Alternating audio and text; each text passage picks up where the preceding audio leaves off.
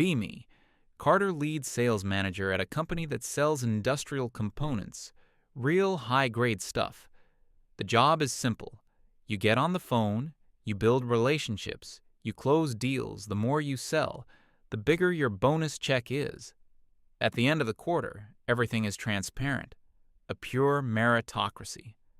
Our sales department is the engine that keeps the whole company running. The atmosphere is focused, competitive, but in a friendly way. Guys on the floor are always trying to one-up each other on the sales board. Lots of banter. Nobody ever complained it was a well-oiled machine that printed money until one day HR waltzed in with her. Her name is Lila. She had this look, like she'd just walked out of a protest and was deeply disappointed to find the world hadn't fixed itself yet. Her official title was something like Head of Culture and Employee Development.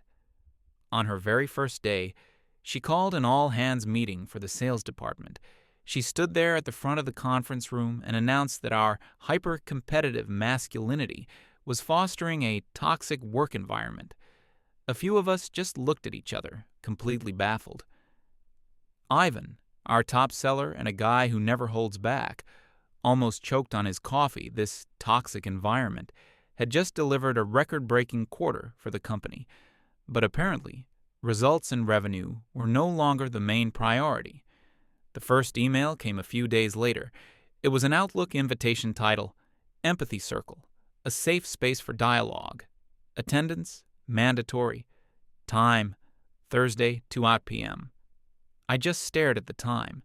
Thursday at 2 p.m. is prime time. It's when you're hitting up clients on the West Coast just as they're getting back from lunch.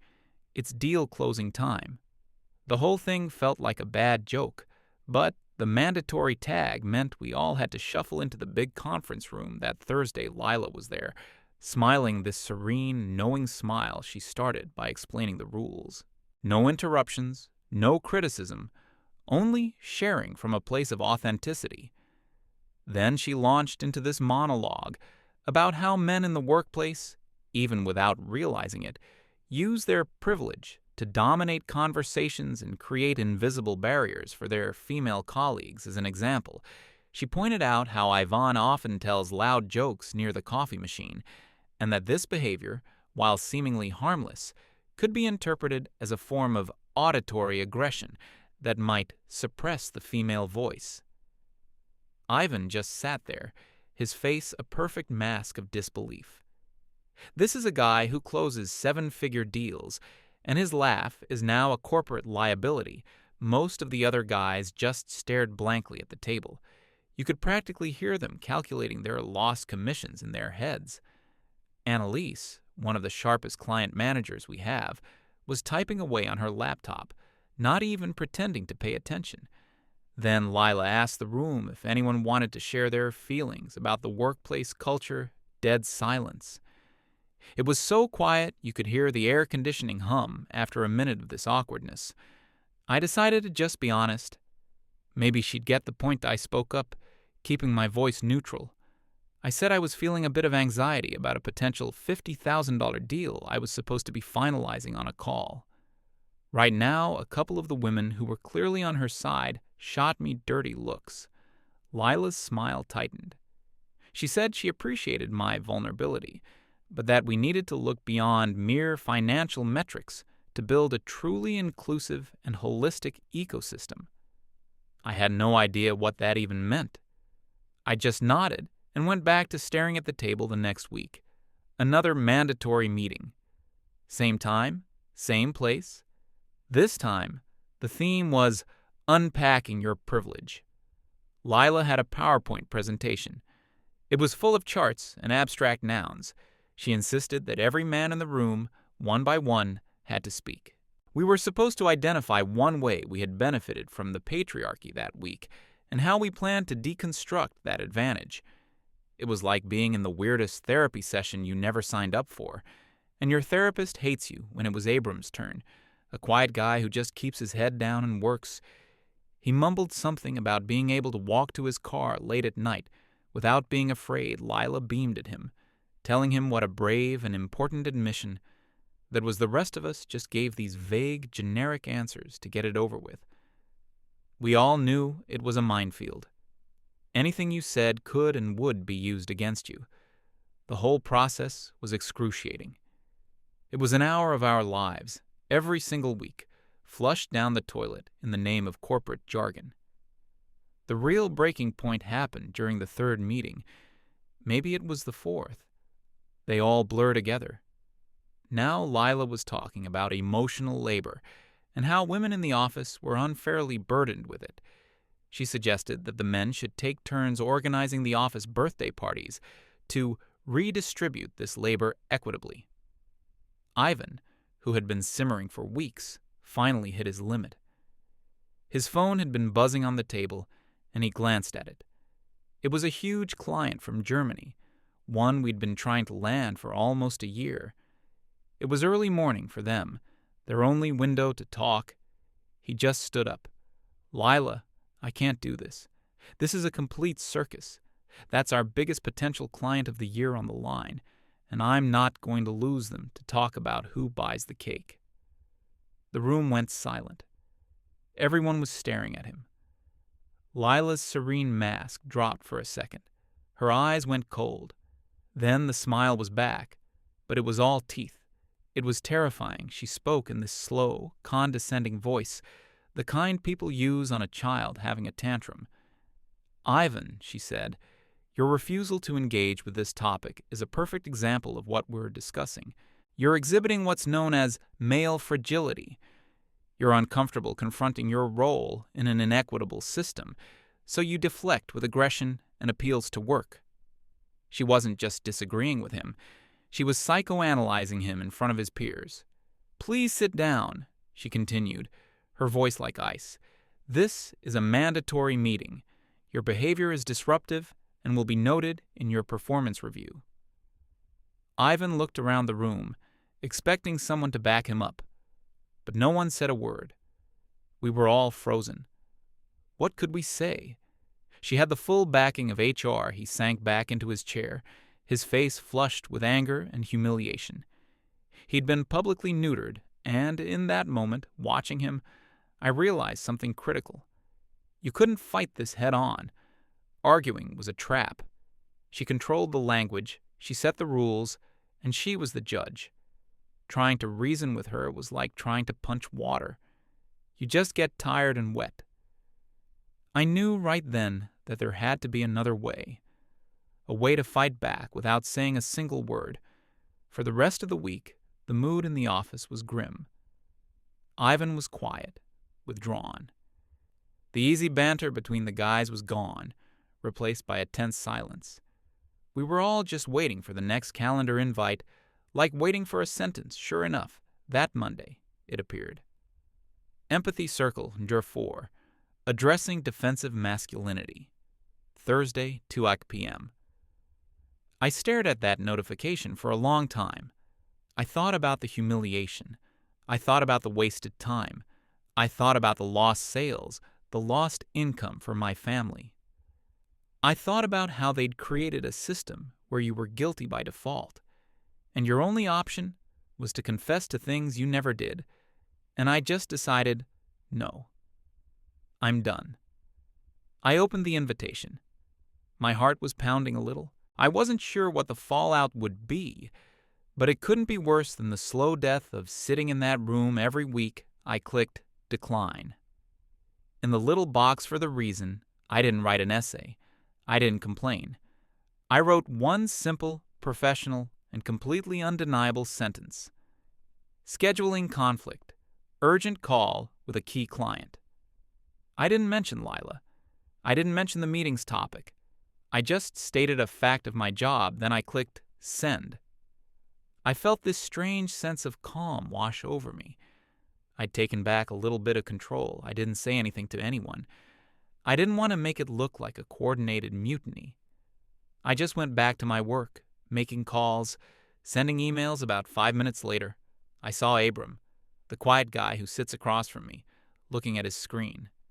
He glanced over at me, a tiny, almost imperceptible smirk on his face. Then he looked back at his monitor and typed something. A moment later, he nodded to himself. Then Diego, who sits next to him, did the same. He caught my eye and gave me a slow, deliberate nod, one by one. Like dominoes falling in silence, every single man in the sales department did the same thing. Nobody spoke. Nobody had to. We all found our own urgent, work-related reasons. A client demo, a proposal deadline, a follow-up call, all legitimate parts of our job. All happening at exactly 2 p.m. next Thursday. It was the most beautiful thing I'd ever seen. The day of the meeting arrived. The week had been tense. Lila seemed to be in a particularly sour mood, walking through the sales floor with her arms crossed.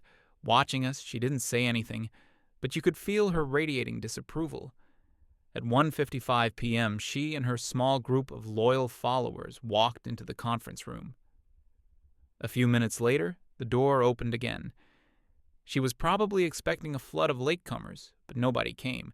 I could see her from my desk. She stood in the doorway, looking out over the sales floor. It was a hive of activity.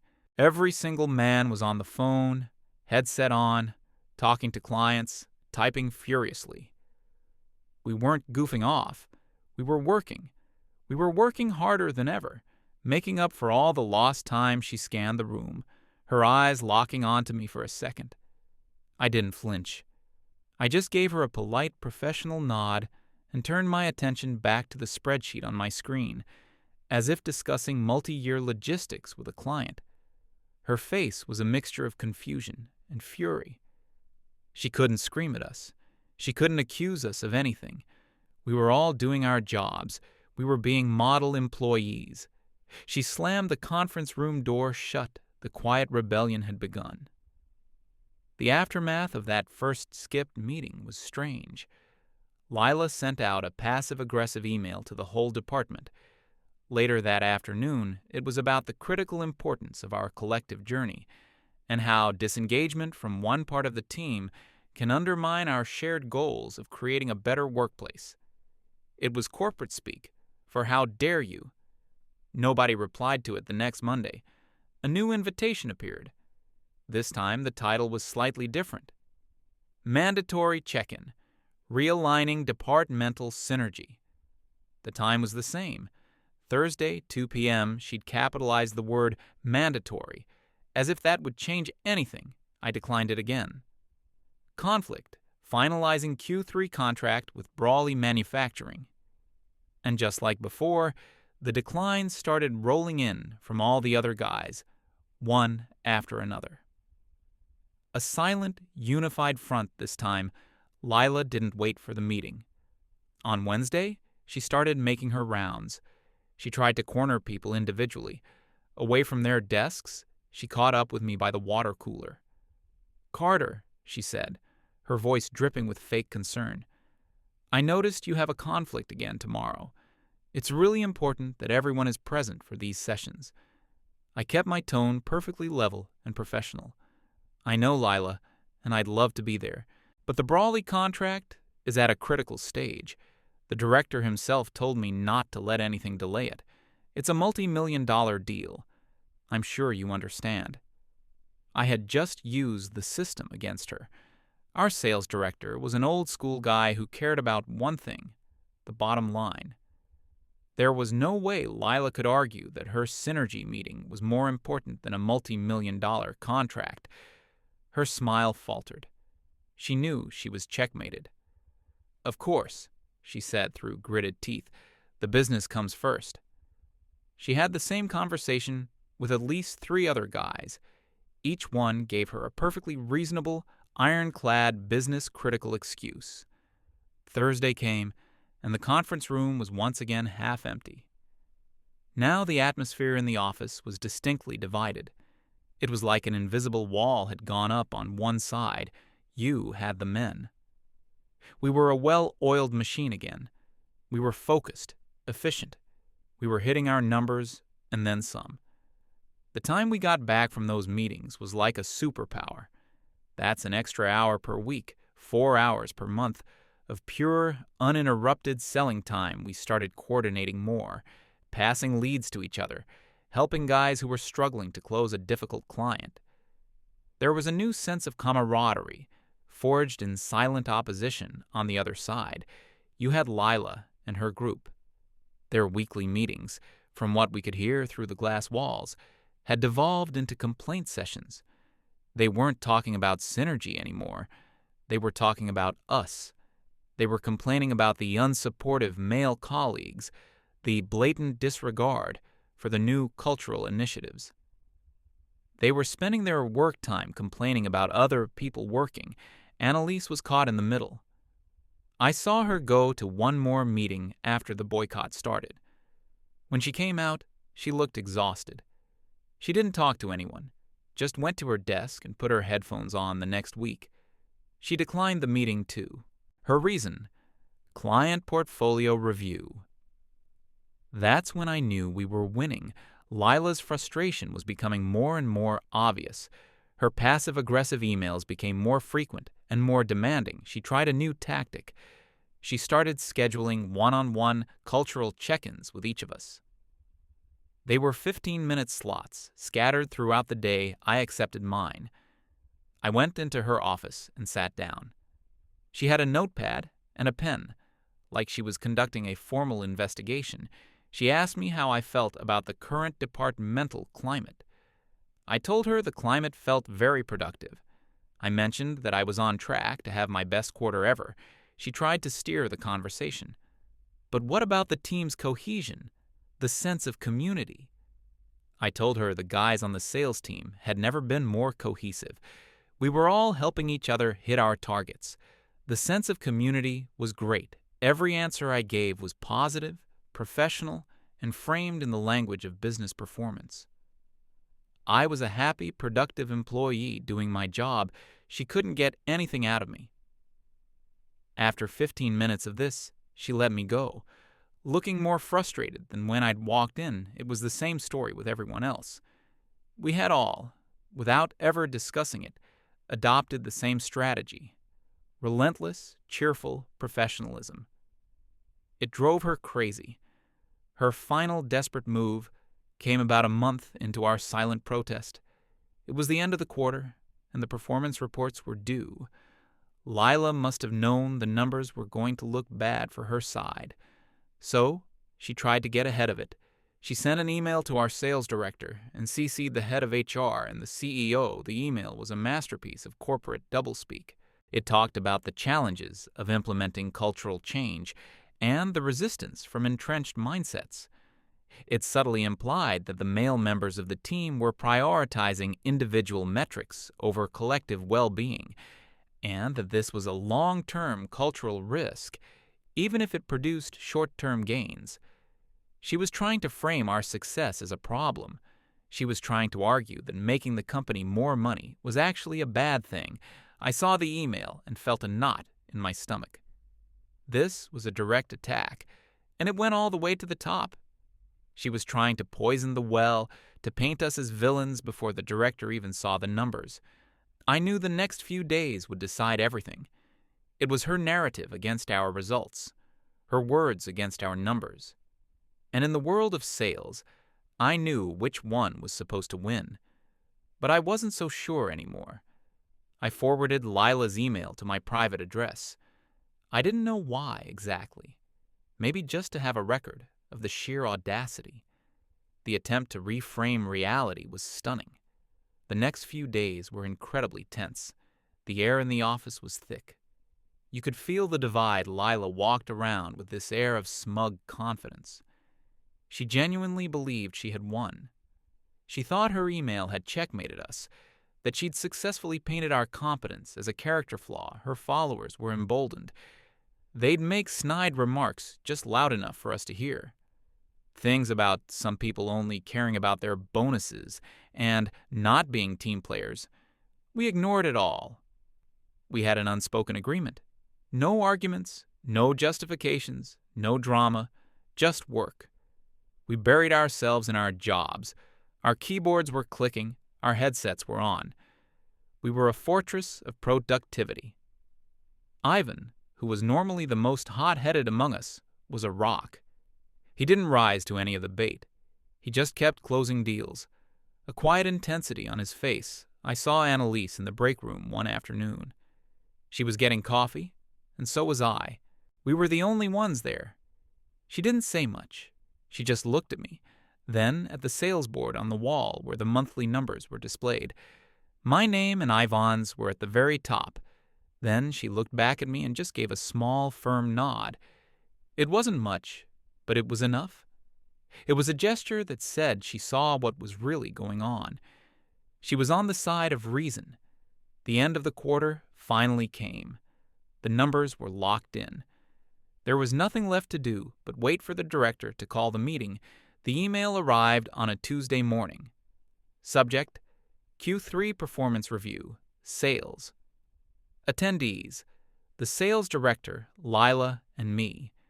I was being called in as the representative for the sales floor. My stomach did a little flip. This was it. The showdown. I spent the rest of the morning going over my team's numbers, making sure I had all the facts straight. I wasn't going to go in there with feelings. I was going in with data. When the time came, I walked up to the executive suite on the top floor. The offices up there were different, quieter, bigger, with better views. I saw Lila waiting outside the director's conference room. She was holding a leather-bound portfolio and looking at her phone, a faint, confident smile on her lips. She looked like she was about to accept an award. She saw me and her smile tightened. "Carter," she said, her voice smooth. "Ready for our little chat?" I just nodded, ready to go over the numbers.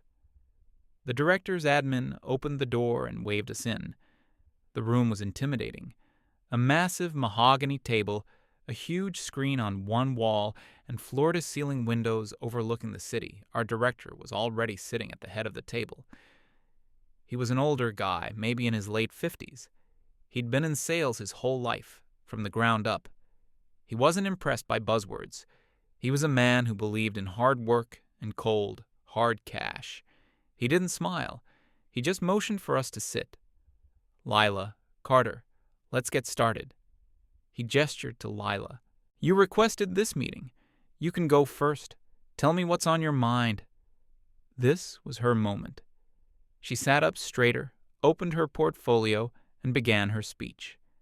It was clear she had rehearsed it. She started by talking about the cultural health of the department. She used phrases like psychological safety and sustainable growth. She explained that while some superficial metrics, like raw sales numbers, might seem high for a certain segment of the team, this was indicative of a deeper cultural problem. She claimed that the men's focus on individual achievement was creating a zero-sum environment that was actively discouraging to their female colleagues. She said we were racking up cultural debt that would harm the company in the long run. She was brilliant in a terrifying way. She was weaving this narrative where our success was actually a failure. She was trying to convince the director that the guys bringing in the most revenue were the company's biggest problem. She spoke for about 10 minutes, referencing her notes, making eye contact with the director. I just sat there, listening, letting her build her own cage. When she finished, she closed her portfolio with a soft, final thud. She looked at the director, expecting him to agree with her, to thank her for her incredible insight. The director was silent for a long moment. He hadn't taken his eyes off her while she was speaking. He just steepled his fingers and listened then. Without a word, he picked up a remote and turned on the big screen on the wall. An Excel dashboard popped up. It was the quarterly sales report, broken down by individual salesperson. He let the screen just sit there for a second, a wall of names and numbers. "All right," he said, his voice completely flat. "Let's look at the data." He started at the top of the list. "Yvonne, a 28% increase over last quarter, a personal best. Closed the big German account we've been chasing for a year." He clicked to the next name. "Carter, that's you. 32% increase. Landed the Brawley manufacturing contract. Our biggest deal of the fiscal year so far." He went down the list, one by one. Abram, up 25%. Diego, up 22%. Every single man on the team had not only hit their target, but had significantly exceeded it. The charts next to their names were beautiful, steep green lines climbing steadily upwards. Then he got to the names of the women who had been faithfully attending Lila's meetings. His voice didn't change, but the numbers did. Down 12% from last quarter. Missed target by 18%. A 15% decline in client outreach. The charts next to their names were ugly, sloping red lines of failure. Lila was starting to look uncomfortable. Her confident posture was gone. She was shifting in her seat. Then the director stopped on one name in the middle of the pack. Annalise. He pointed to her chart on the screen with a laser pointer. "Now, this one is interesting," he said, almost to himself. Annalise's chart was a story in 2 parts. For the first 2 months of the quarter, her line was trending downwards, just like the other women's. But then, about 4 weeks ago, her line took a sharp turn upwards. It finished the quarter up 5%. The director turned to me. "Carter, what happened with Annalise 4 weeks ago?" I kept my answer simple and factual. 4 weeks ago is when she stopped attending the mandatory Thursday meetings due to client portfolio reviews. The director nodded slowly. He turned the laser pointer off and put the remote down on the table. The screen with its damning evidence remained on. Glowing behind him, he finally looked directly at Lila. The silence in the room was deafening. "Lila," he said, his voice still calm, but with an edge of steel in it now. "I was brought a narrative about a toxic culture of male overperformance. But what I see on this screen is a direct and undeniable correlation. I see a group of employees who stopped attending your meetings, and their performance skyrocketed. I see another group of employees who continued to attend your meetings, and their performance fell off a cliff." He leaned forward slightly.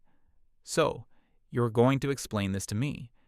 You're going to explain how your activities, which were supposed to improve this department, have caused a multi-million-dollar swing in the wrong direction for half of my team." This was the moment of truth.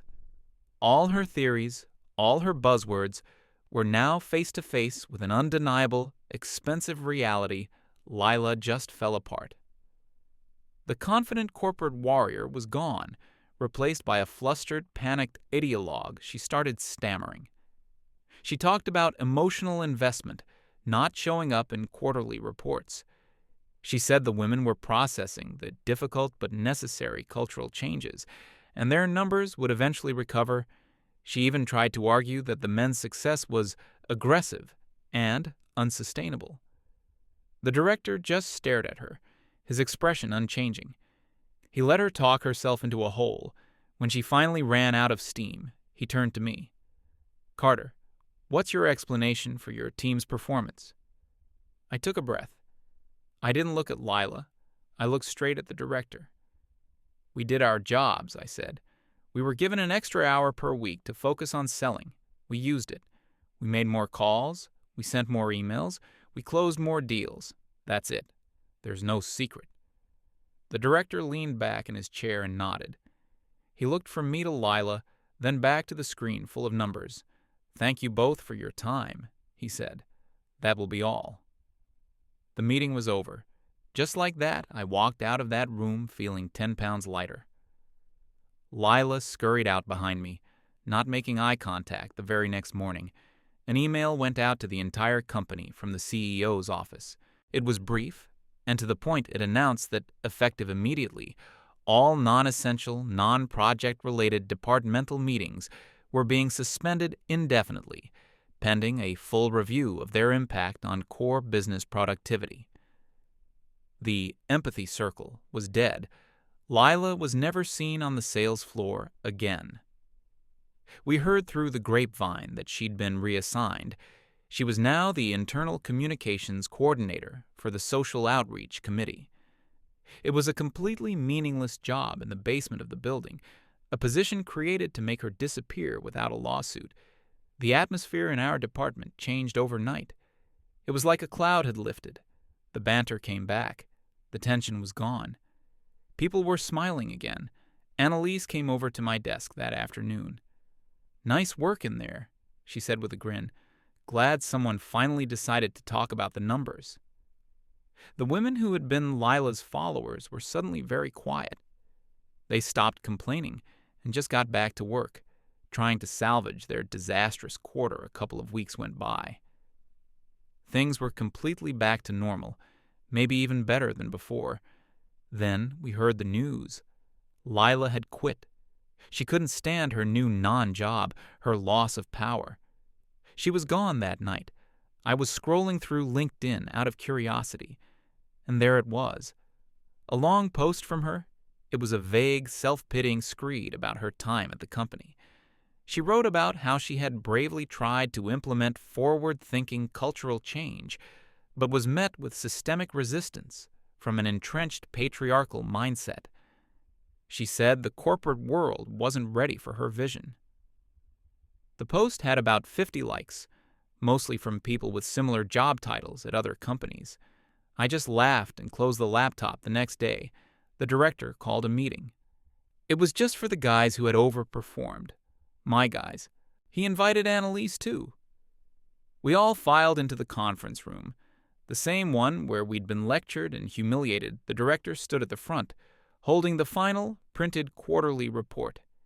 He didn't mention Lila at all. He didn't have to. He just looked at all of us and said, "Excellent work. You carried this company last quarter. As a thank you, on Friday, we're all going to the best steakhouse in the city. The good one. It's on the corporate card." He looked straight at me and Ivan, and then he winked. That Friday, we were all sitting around a big table, eating the best ribeyes I've ever had, drinking good beer. There were no speeches about synergy, no lectures on privilege, just a bunch of people who had worked hard and were being rewarded for it for the first time in a long time. You could just be a guy, doing a good job, and that was enough TFW. You realize the most powerful weapon against nonsense isn't arguing. It's just being better at your job and silently clicking decline.